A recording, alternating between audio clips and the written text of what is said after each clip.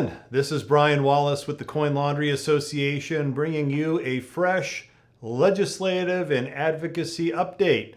As I hope you know, representing the best interests of the laundromat industry when it comes to potentially adverse legislation or regulation is one of our core competencies here at the association. It's our job to protect you, protect your interests on behalf of the industry, and it's busy, busy, busy.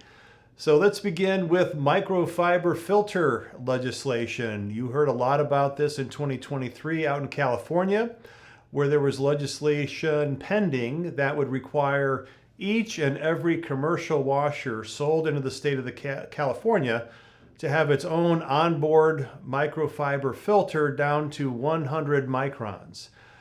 We had an issue with that. We thought that that was impractical, not working from an engineering standpoint, not working from the standpoint of maintaining the store, as well as a added cost. We know that the manufacturers, if they had to abide by that requirement, would have to pass those costs on to us, and in turn we'd be passing those costs on to the end customer. So we mounted a very vigorous and expensive legislative campaign.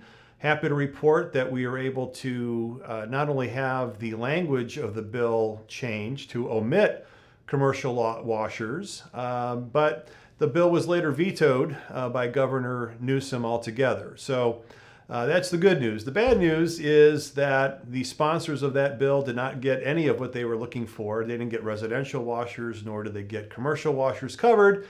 So it's back to the grindstone. We have to further represent the interests of the industry in California, but also keep an eye out for copycat legislation that could happen elsewhere in the country. So we have further engaged the lobbying team that helped us so well last year. We're hard at work to try to make sure that we get this bill amended before it gets reintroduced and really avoid a lot of time and heartache and dollars facing a similar bill this year. So that's underway. One of the things I should also mention is that we have pulled together a coalition of some of the other laundry-related associations, as well as the washer manufacturers. We've had a number of interactions, and we're staying in touch, comparing notes, and making sure that we can do the best job possible in coming up with something that's more reasonable when it comes to microfiber pollution. So stay tuned for more, but we're hard at work.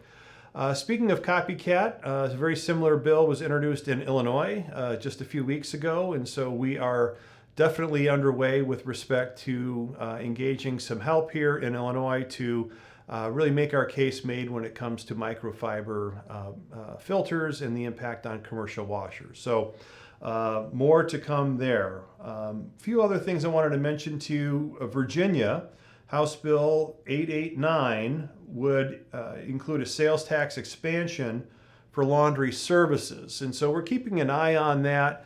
As you may have remembered from the past, we're really focused on protecting the exemption for self-service laundry. When it comes to laundry delivery, that's a much harder lift to try to keep that exemption in place. We'll certainly try, but we know that most of our best arguments in favor of being exempt from sales tax don't apply on the full service basis, but we'll keep you apprised there. A series of sales tax expansion bills have been introduced in Nebraska once again. Those of you out that way know that we've engaged lobbyists multiple times in Nebraska, and we're keeping an eye on it. The previous efforts have not been successful in bringing a change to the sales tax structure in Nebraska, but we don't take anything for granted. We'll be keeping a close eye on it. A few other things to keep in mind.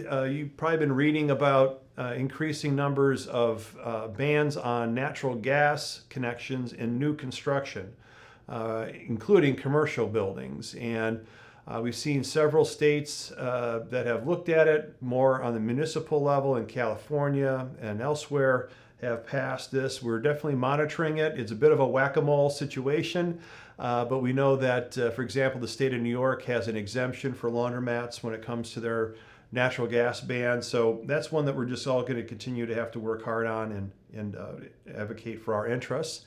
For the first time in many years, there was some activity in December on the Department of Energy looking to, for the first time, regulate commercial dryers through the Energy Star program. So we have locked arms with some other associations that are very up to speed on this work. Not much to report yet, other than they have had a call for comments, talking about a testing protocol and trying to get a roadmap toward some type of promulgation of rules or regulations on commercial dryers. So it's on our radar and we are on top of it. The last issue I wanted to mention is known by the acronym PAGA, P-A-G-A, in California. Now, those of you Californians are aware of this, I hope. This is some wage and hour legislation that was passed a few years ago that really elevated sort of the workers' rights to fair pay and compensation, and we certainly are big believers in that level of fairness. The perhaps unintended consequence has been a flurry of frivolous and abusive lawsuits where a single disgruntled employee can form a class action suit against a individual employer, and we've seen some laundromats affected by this, that can bring about very high fines and penalties for even the most minor and unintended infractions. And so other constituent groups in California, Chambers of Commerce, the Restaurant Association, and several others have pushed for reforms of that PAGA legislation. In fact, there's a ballot initiative this November in California that would greatly amend and replace actually the PAGA rule. So just letting you know that we've engaged on that. We have looked for other larger coalition partners that we can piggyback on and do whatever we can to see that legislation amended. Again, we want our workers to be paid exactly the right way and not to be taken advantage of and get the full compensation that they're looking for. On the other hand, we know that some of these rules have been overwhelming and have led to a lot of very high judgments and even the most minor infractions. So stay tuned for more on that. So, a lot going on from microfiber, sales tax, natural gas hookups, a number of things that are impacting the industry. So, you hear or see something in your area, please let me know so we can be made aware of it. Don't assume we know. If you pick up something locally, please reach out and let us know. In the meantime, we're working real hard to protect your interests, knowing that advocacy when it comes to legislation and regulation is one of the main things that we do to support the industry. So thanks for listening, and we'll see you on the next report.